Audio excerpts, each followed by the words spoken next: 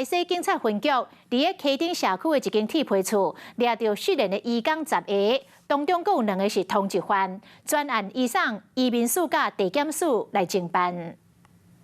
大溪分局进前接到民众的反映，讲大溪乡溪顶社区一间铁厝内人员出入真复杂，昨日到现场清查，当场抓到失联的渔工10个人，以及停留外籍人士1个人，其中有2个是通缉犯。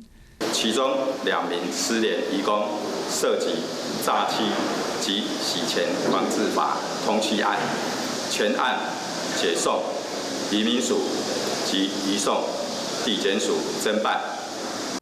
分局表示讲，这摆案件是警方落实社区经营甲警民合作的模范。若乡亲发现有可疑的所在，拢会当甲警方反映，并且民众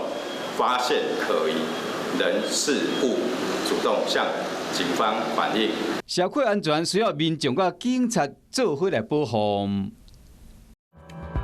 Hello， 我是叶明。想要看到更多更及时的新闻内容，请订阅华视新闻的 YouTube 频道，并且按赞、开启小铃铛。